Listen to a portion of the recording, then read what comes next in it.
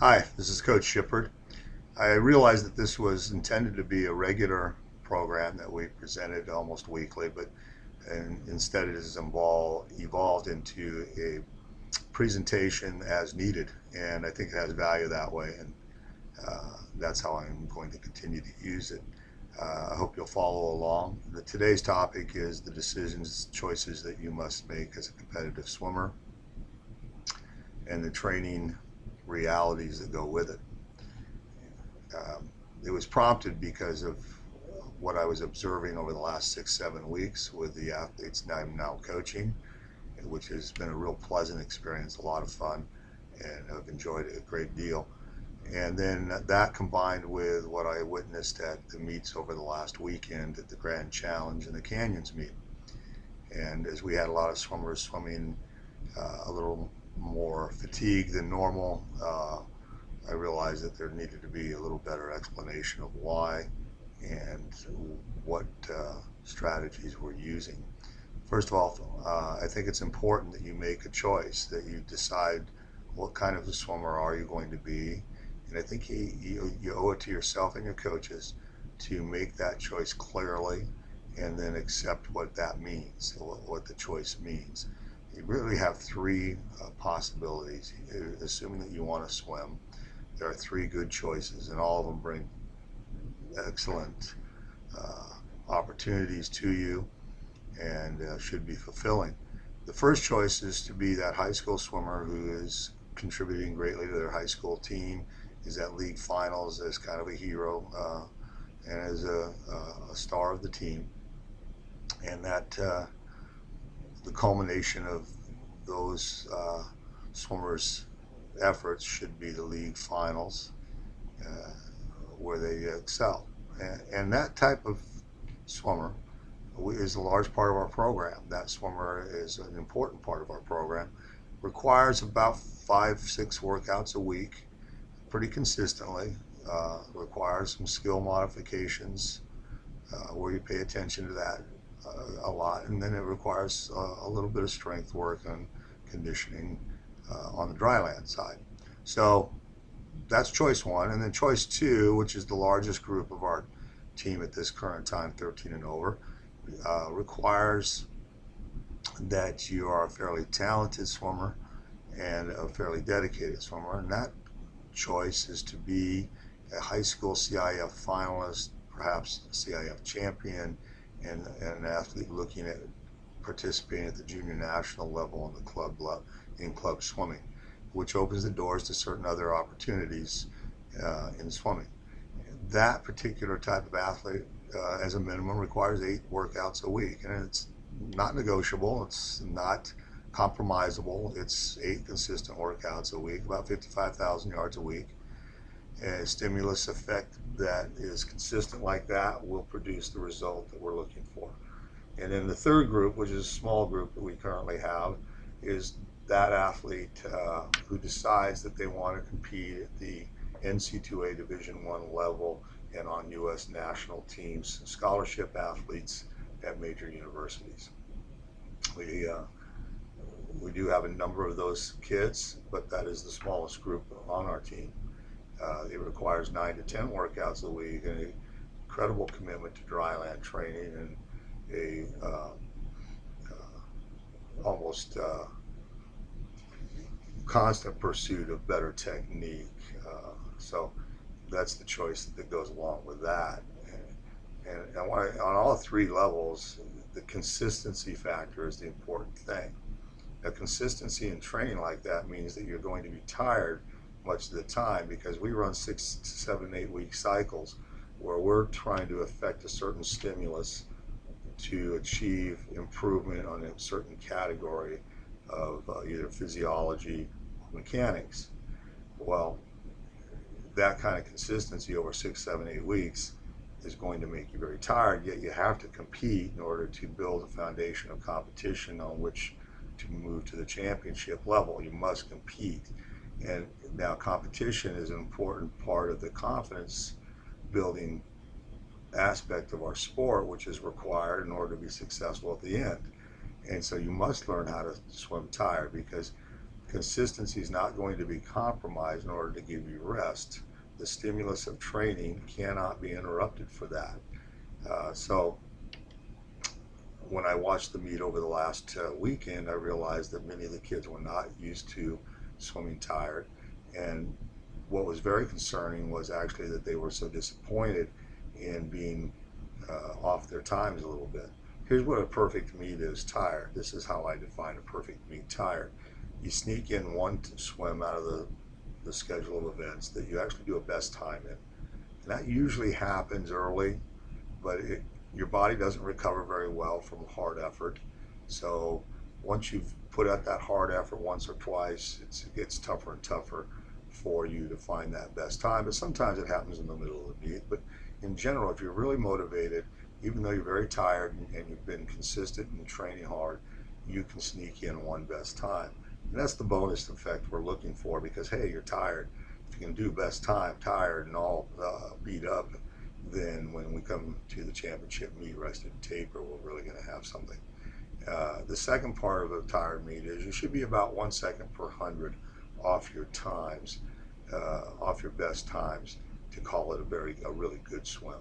So say your best 200 free is 2:02. Then if you're 2:04, that's a really good swim. And that is a really good swim. Most of our swims were in that category.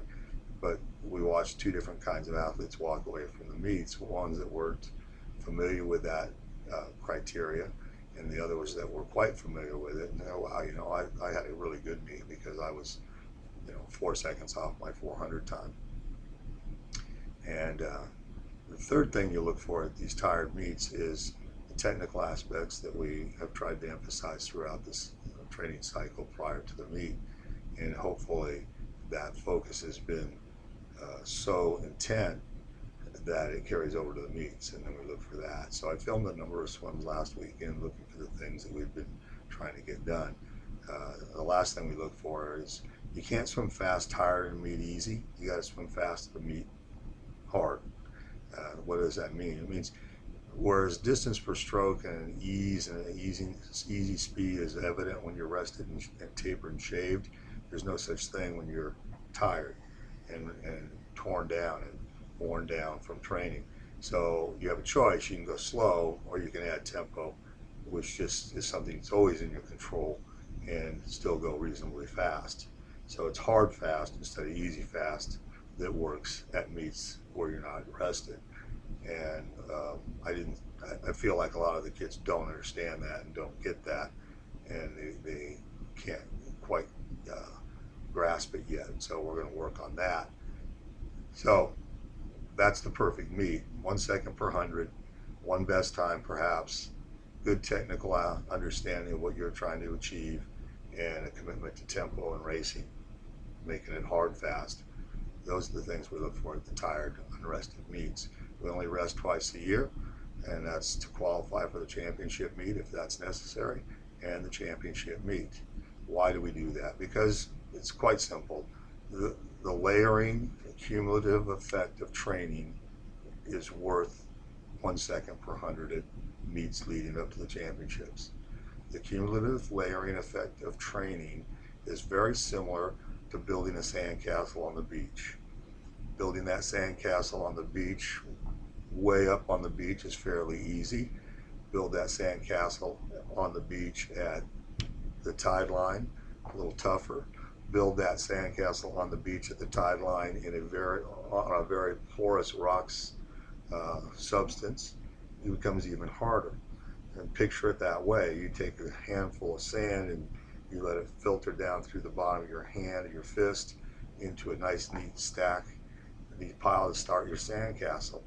You get a nice effect. You see a little, first handful, you see a nice mound.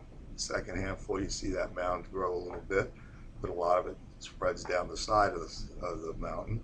And the next hand, a lot of it slides down the side, and the vertical effect is even less. And the next one, it's even less. And the next one, it's even less. And after hundreds of handfuls of sand, you have this broad base and still don't have a real high peak. Well, that's training. And the only way to get to the highest peak you need is to build a massive base to support that peak. And then you can stand on that and and go forward. It makes it even worse. Makes it even worse is that the tide acts very similar to all those things in your life which interfere with training. Finals, proms, sickness, uh, social obligations or decisions, poor decisions you make, etc. And the unforgiving part about that tide is it washes a huge amount of your sandcastle away in only a matter of moments, and it takes hundreds of handfuls of sand again to recreate, just to get it back to where you started from. And you can even take it a step further and look at that sandcastle as being something built on a very porous substance like sandstone, and granules of sand are constantly trickling through the bottom of that base and into the substrates below it, which is diminishing the stack all the time. Well, that's the diminishing type of effect training is subject to. You must constantly stimulate that effect to adapt to greater whatever you're trying to affect.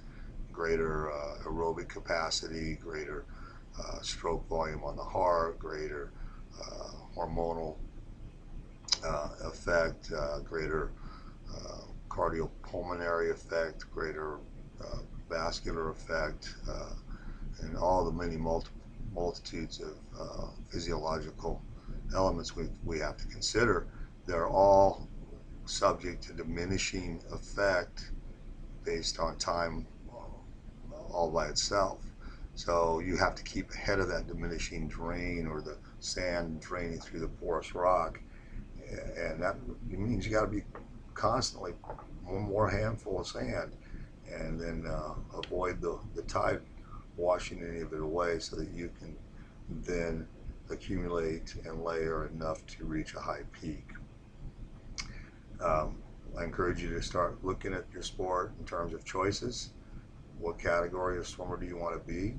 Look at the decisions that need to go with that choice, make those decisions, and let's stop compromising on our choices. There, you can't have it both ways. You must decide, and once you have decided, I'll respect that and help you get to where you've chosen to go. In the summer ahead, I'm looking for those choices to be made. Thanks a lot. Bye.